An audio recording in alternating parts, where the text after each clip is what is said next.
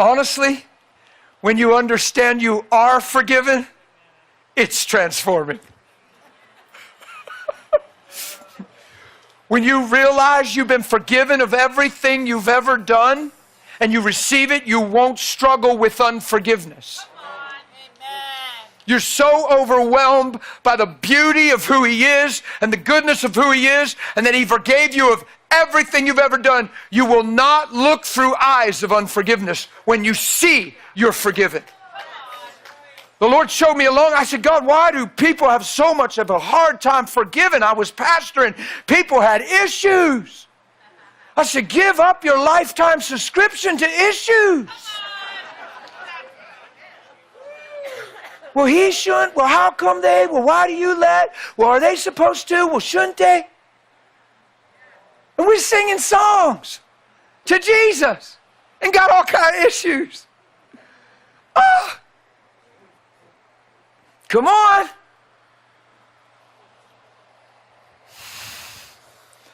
The Lord said, people that struggle in my heart, He said, the people that struggle with unforgiveness have never truly tasted the fact that they've been truly, completely washed clean. And I see them as if they've never sinned. Now, who knows we've all sinned? Who knows that sometimes we know God knows all things and we go, oops. Because we know people don't know all things, but when we know God knows all things, we like, uh-oh. Because there ain't no secret. But yet He doesn't see you for where you've been. He sees you where for Jesus has been.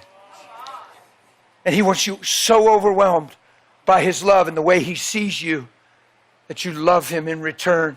And you become that very thing that sets you free, love. And you start seeing every man with that same purpose, potential, and value.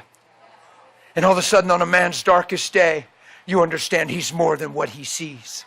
And all of a sudden he doesn't frustrate you anymore, and you don't even judge him anymore. And all of a sudden you're not angry at him anymore or cynical anymore, because you weep for him, because you know if he knew, he wouldn't be living there. And it breaks your heart, not makes you angry. It makes you cry for him, not because of him. Oh, I wish we preached this all the time.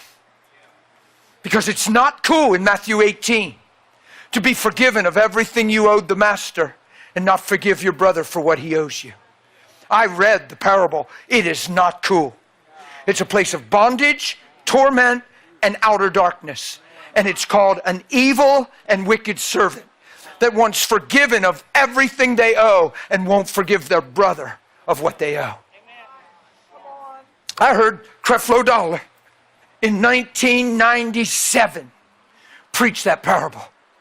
It was one of the most powerful things I ever heard. He was coming down off them steps. They were tall steps. He looked mad, but you could tell he wasn't mad at people. He was just ripping it, man. I was sitting there shaking. I was in my living room. Tears were just pouring down my face.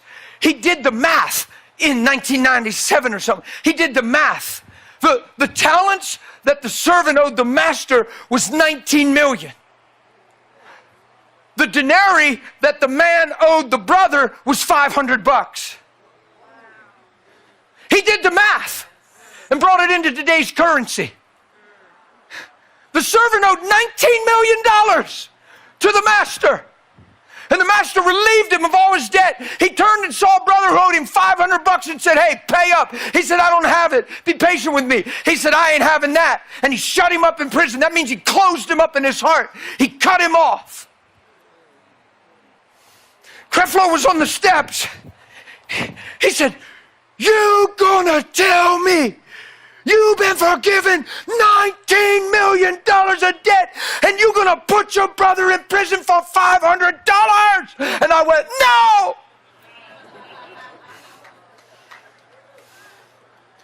But see, oh Lord, are you serious? I don't know. I'm nervous. See, this locates if you're really for him and going after him. Because if you don't want to handle those kind of words, then you're fighting to stay the same. You really don't want to obey. You got to deal with that and say, heart, you better line up to some things. You can't come up with excuses and say, yeah, but you don't know. You might only be one thing, but it was bad.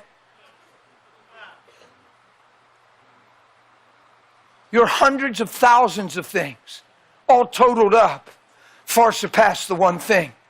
You better be glad God's not looking at you through your eye. So why don't you take His eye upon yourself and let it be single? But you don't know what they put me through. But you don't know the timing. But they said they would never stop. If God took on your eye, and that was your eye, we don't have hope. Are you with me? And if you don't want to hear the word of the Lord and you just want to talk around it, it locates your heart, you're really not pressing in for Him. You just want Him to do something for you, like knock the brother that hurt you off his high horse and make him pay. Come on. You'd be amazed some of the prayers going out there that people think are Christian. If you love me, Lord, how could you let him do that to me? God, you need to tell him to knock it off. You need to change him, God. I feel so lonely and broken. I don't even know where you are now, God. That's a common prayer. You are going to be in despair if you don't change your mind real quick. All of a sudden, you're just, even God forsook you. And the whole time He's called you to love. And you've been needing every day. And people are breaking your heart and letting you down because you have expectations on men. And your expectation isn't from the Lord. And if your expectation is from the Lord, it's that He makes things go the way you're hoping instead of makes you more like Him. Come on, you do not come to a weekend like this for what God can do for you. You come to a weekend like this for how He can make you more like Him so you can walk in the light as He's in the light and let your light so shine before men.